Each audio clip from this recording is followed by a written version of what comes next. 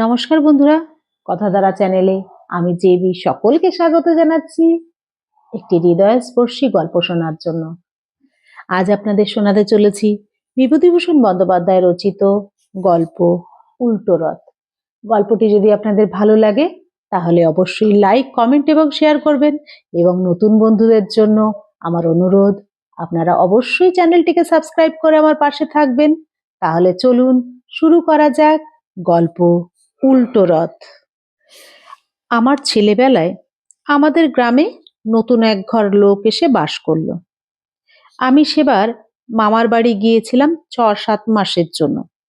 এসে দেখি রামেশ্বর চক্রবর্তীদের ভিটের পশ্চিম পাড়ে যে নিবিড় জঙ্গল ছিল তা কারা কেটে ফেলে সেখানে ২-৩খানা টিনের ঘর তুলেছে। কাতুকে জিজ্ঞেস করলাম, এ কি রে, আমাদের সেই নোনা গাছ? কাতু ঠোঁট উল্টে বললে, সে হয়ে গিয়েছে। হয়ে গিয়েছে মানে? এখানে যে নতুন লোক এসে ঘর বেঁধেছে। মামার বাড়ি ছিলে, দেশের খবরই বা কি রাখো? কে রে? অনেক দূরে কোথায় থাকতো, সেখান থেকে উঠে এসেছে। ব্রাহ্মণ? হ্যাঁ, নাম সত্য চক্রবর্তী। চল গিয়ে দেখে আসি। ছেলে পেলে আছে আমাদের বয়সী? ২জন আছে, ভাব হয়ে গিয়েছে আমাদের সঙ্গে। নিন্তু আর পটল, ভারী ফর্সা দেখতে, আর হিন্দি মিন্দি বলে। আমি মজা দেখতে নতুন বাড়ির উঠোনে ঢুকলাম। আমার বড় দুঃখ হচ্ছিল, অমন নোনা গাছটা, যাতে নোনা পেকে গাছ আলো করত, যা একটা খেলে প্রাণ ঠান্ডা হয়ে যেত। সেই অমন নোনা গাছটা এরা কেটে ফেলে কি কাণ্ড করেছে দেখো দেখিনি। বাড়িতে ঢুকতেই দেখি খুব ফর্সা একটা দাড়িওয়ালা লোক পশ্চিম দিকের ঘরের দাওয়ায় বসে তামাক খাচ্ছেন।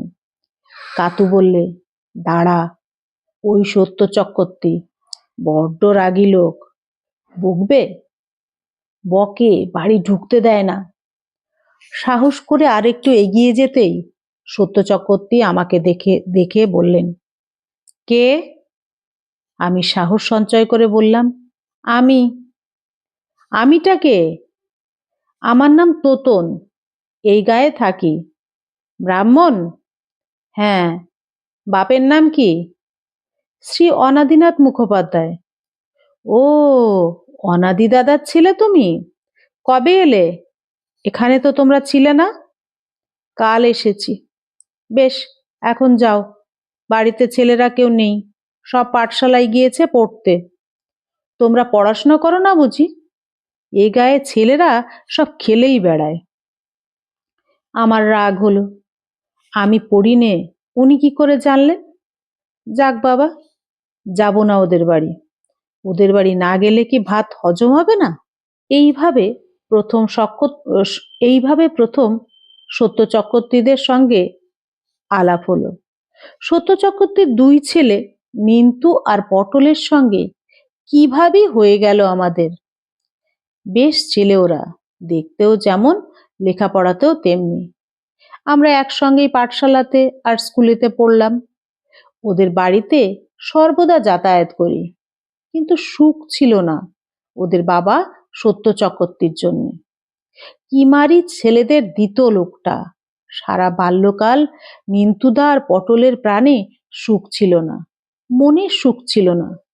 কি কড়া শাসনের উপরই সর্বদা রাখত বাবা ওদের। পান থেকে চুন খসেছে কি তোড়দাড় মার। সেবার আমি নিন্তু আর পটল খেলছি, এমন সময় কি নিয়ে নিন্তুদার সঙ্গে পটলের ঝগড়া বাঁধলো। নিন্তুদা বললে, তুই আমার বড় পেন্সিলটা নিলি, ফেরত দে। পটল বললে, তুমি আমার খাতা ছিঁড়ে দিয়েছো দাদা, পেন্সিল দেব না।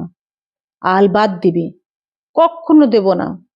এই নে, এই নে, বাদর কোথাকার, বলেই নিন্তু বসিয়ে দিলে ২ চড়।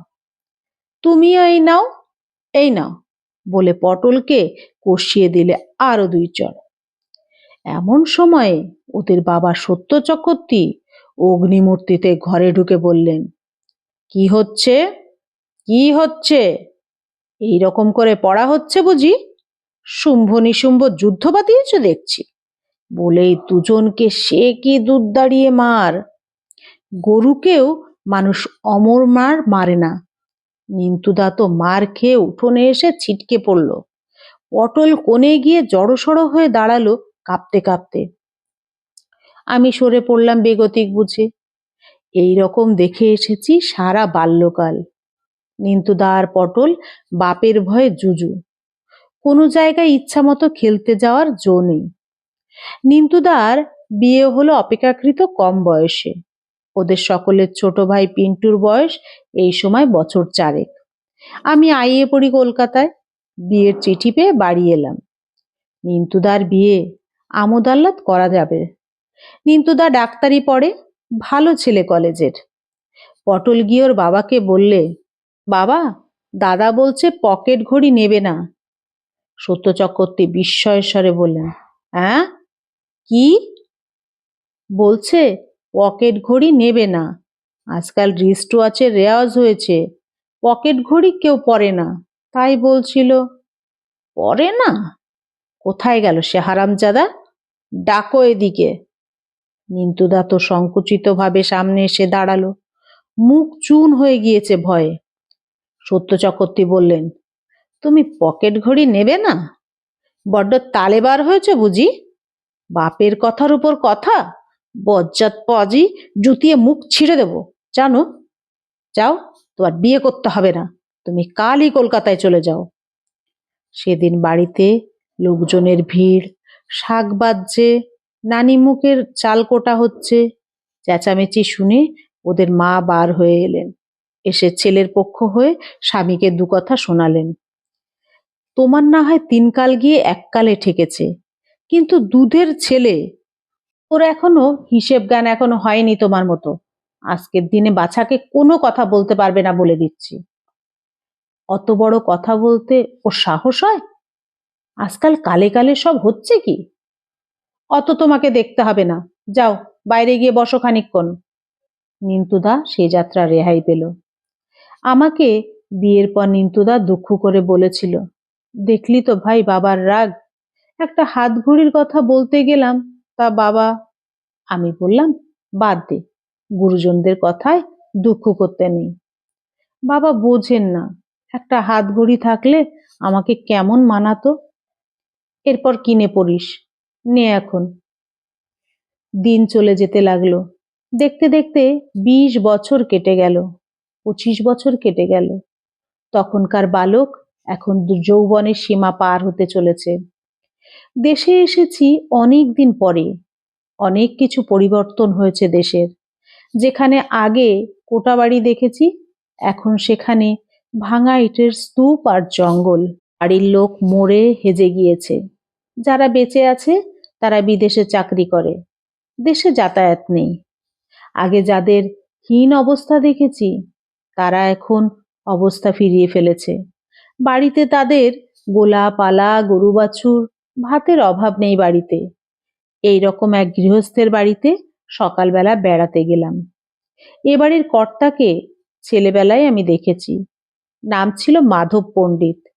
এরা গোয়ালার বামুন, অর্থাৎ গোয়ালাদের বাড়ি দশকর্ম ও শান্তি সত্যায়ন করে অতি কষ্টে পরিবারের অন্নের গ্রাস সংগ্রহ করতেন পণ্ডিত মশাই। এদের একখানা চালাঘর দেখেছি ছেলেবেলায়। তখন মাধব পণ্ডিতের বড় ছেলে জয়কেষ্ট আমারই বয়সী।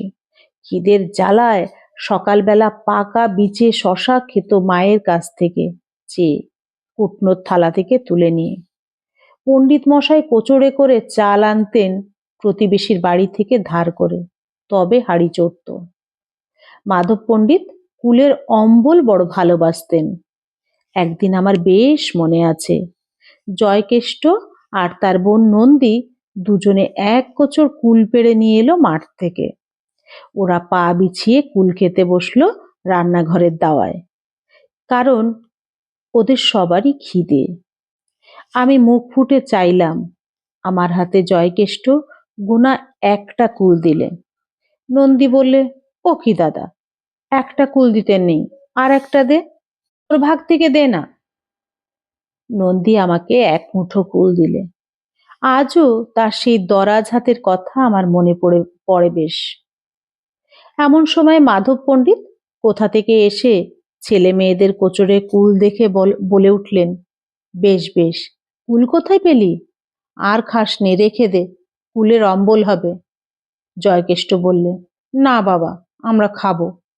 নন্দী বললে, চুপ করো দাদা, বাবা কুলের অম্বল ভালোবাসে, তুমি জানো না? না বাবা, আমরা আর কুল খাবো না, মাকে দিয়ে আসছি অম্বল করতে, কিন্তু গুড় নেই। বলো অম্বল কি দিয়ে হবে? মাধব পণ্ডিত মুখ চুন করে বললেন, ও, গুড় নেই, তবে আর কি হবে? আমি তখনই উঠলাম, আমাদের বাড়ি অনেক গুড় পাটালি আছে, কারণ আমাদের 19টা খেজুর গাছ কাটা হয় প্রতি বছর। মাকে গিয়ে বলতেই মা খানিকটা পাটালি দিলেন। আমি নন্দীর বাড়ি এসে সেই পাটালি নন্দীর মার হাতে দিয়ে বললাম, পণ্ডিত কাকাকে কুলের অম্বল করে দিও কাকিমা। আর আজ তাদের পরিবর্তন দেখে অবাক হতে হবে। জয়কেষ্ট পাটের ব্যবসা করে অবস্থা ফিরিয়ে ফেলেছে। একতলা কোটা বাড়ি, টিউব কল, সান বাঁধানো উঠোন, গোয়ালে 8-10টা ভালো ভালো গাই গরু, ধানের গোলা। আমি দেখে অবাক। জয়কেষ্ট এখন ইউনিয়ন বোর্ডের প্রেসিডেন্ট, চিনি কাপড় দেওয়ার কমিটির সেক্রেটারি, শিক্ষা কর আদায় করবার কর্তা। লোকে মানে, চেনে, ভয় করে। না করলে উপায় নেই। তোমার শিক্ষা কর বাড়লো, চিনির বরাদ্দ কমলো, কাপড়ও 2-3 চালান পাওয়া গেল না। জয়কেষ্টকে এখন গ্রামের লোক বলে বড়বাবু। মাধব পণ্ডিত অনেক দিন মারা গিয়েছেন শুনলাম। সংসারের সুখভোগ তার অদৃষ্টে ছিল না, কিন্তু সকলের চেয়ে পরিবর্তন হয়েছে নিন্তুদাদের বাড়িতে। জয়কেষ্ট চা খাওয়াতে খাওয়াতে আমাকে সব বললে। নিন্তুদা এখানে থাকে না, শহরে কোথায় চাকরি করে, ছেলে মেয়ে নিয়ে সেখানেই থাকে। পটল এখন রেলে কাজ করে, স্ত্রী পুত্র নিয়ে লালমনিরহাটে থাকে রেলের বাসায়। বাড়িতে আছেন শুধু সত্য চক্রবর্তী আর ছোট ছেলে পিন্টু। এখন অবশ্যই তার বয়স 30 বছরের উপর। আমি বললাম, পিন্টু চাকরি করে না? চাকরি করবে কি, ওর মাথা খারাপ হয়ে গিয়েছে, বাড়িতে থাকে আর পাগলামি করে। সত্য চক্রবর্তী কিছু বলেন না? সত্য চক্রবর্তী আর সে সত্য চক্রবর্তী নেই, এখন তিনি ছেলের ভয়ে জুজু, তাকে পর্যন্ত এক একদিন মারতে যায়। আমি অবাক হয়ে বললাম, সে কি, সত্য কাকাকে? হ্যাঁ, জিনিসপত্র ফেলে ভেঙে চুরমার করে, চাল ডাল ঘরে চাবি দিয়ে রেখে দেয়। ওই দেখো না, আমার বাড়িতে ওই কালই বস্তাবন্দি করে রেখে গিয়েছেন। ওর ঘরে রাখলে পিন্টু বিক্রি করে ফেলবে, নয়তো নষ্ট করে ফেলবে। কেউ কিছু বলে না? কে বলবে? পাগলকে কে রাগাতে যাবে? গিয়ে দেখো সেখানে, তাহলে বুঝতে পারবে। কিছুক্ষণ পরে গেলাম সত্য চক্রবর্তী মশাইয়ের বাড়ি। তিনি দেখি চুপচাপ বসে তামাক টানছেন। কুশল প্রশ্ন জিজ্ঞেস করার পরে চারিদিকে সন্ত্রস্তভাবে তাকিয়ে দেখে বললেন, আর বাবা, আমার থাকা না থাকা, আমার যে কি কষ্ট বাবা। পিন্টু আমাকে কোনো জিনিস খেতে দেয় না, চাল ডাল দেখো ওই ঘরে চাবি দিয়ে রেখেছে, আমার কোনো জিনিসে হাত দেবার জো নেই। আর হঠাৎ সত্য কাকা চুপ করে গেলেন। সঙ্গে সঙ্গে পিন্টু কোথা থেকে এসে বলে উঠল, কি বলা হচ্ছে আমার নামে? কি বলা হচ্ছে বুড়োর? আমি খেতে দিই নে? আমি চাল ডাল চাবি দিয়ে রাখি? রাখি তো, না হলে তুমি বিক্রি করে মেরে দাও, তোমাকে আর আমি জানি নে বুড়ো ঘুঘু। আমি বলে উঠলাম, ছি ছি, এসব কি হচ্ছে পিন্টু? উনি তোমার বাবা না? বাবাকে ওইসব কথা বলতে তোমার মুখে বাধে না? ও বললে, উনি বাবা তাই কি? আমি ওসব মানি নে, আমার যা খুশি তাই করব। তা বলে ওকে তুমি খেতে দেবে না, ঘরে চাবি দিয়ে রাখবে? পিন্টুর বাবা বললেন, আর বাবা আমাকে। পিন্টুর ধমক খেয়ে কথা শেষ করতে পারলেন না। পিন্টু হেঁকে বলে উঠল, চুপ। আমি বললাম, ও কি পিন্টু? কিছু না, উনি বাজে কথা বলছেন। আর তুমি খুব ভালো কথা বলছো, বাবাকে এসব কথা বলতে হয় কোথায় শিখলে? ওকে ধমক দিয়ে তখনকার মতো চুপ করিয়ে দিলাম বটে, কিন্তু বুঝলাম এ রোগের ওষুধ এত সহজে হবে না। বৃদ্ধ সত্য চক্রবর্তীর জন্য দুঃখ হলো। সেই দৌর্দণ্ড প্রতাপ সত্য চক্রবর্তী, যার ভয়ে ছেলেরা জুজু হয়ে থাকতো। তারপর যে কদিন দেশে ছিলাম বৃদ্ধের কাছে গিয়ে বসতাম। কি অদ্ভুত পরিবর্তন তার দেখে অবাক হয়ে যেতাম। এদিক ওদিক চেয়ে ফিসফিস করে কথা বলেন, ভয়ে সর্বদা সন্ত্রস্ত। ছেলের বিরুদ্ধে কোনো অভিযোগ পর্যন্ত করতে ভরসা পান না। আমি তাকে বললাম, নিন্তুদা কোথায় থাকে? সেখানে গিয়ে থাকেন না কেন? কিংবা পটলের কাছে লালমনিরহাটে? বৃদ্ধ দীর্ঘ নিঃশ্বাস ফেলে বললেন, সেসব জায়গায় মন টেকে না বাবা। নিন্তুর বাসায় জায়গা কম, লোকজনের ভিড়। পটলের তো রেলের কোয়ার্টার, পাখির খাঁচা। আমরা পাড়াগাঁয়ের লোক, হাত পা ছড়িয়ে থাকা অভ্যেস। সেসব জায়গায় হাঁপ লাগে আমার। নইলে তাদের দোষ নেই, তারা নিয়ে যেতে চায়। তা আমার নিতান্ত খারাপ অদৃষ্ট বাবা। আমি কি ছিলাম, আজ কি হয়েছি তাই দেখো। তোমার কাকিমাও যদি আজ বেঁচে থাকতো, তাহলে বুড়ো বয়সে আমাকে ছোট ছেলের ভয়ে আড়ষ্ট হয়ে থাকতে হতো না। বৃদ্ধকে সান্ত্বনা দেবার মতো কিছু কথা খুঁজে পেলাম না। শেষ করলাম গল্প উল্টো রথ। গল্পটি যদি আপনাদের ভালো লাগে তাহলে অবশ্যই লাইক, কমেন্ট এবং শেয়ার করবেন, এবং নতুন বন্ধুরা আমার চ্যানেলটিকে সাবস্ক্রাইব করতে একদম ভুলবেন না। সকলকে ধন্যবাদ।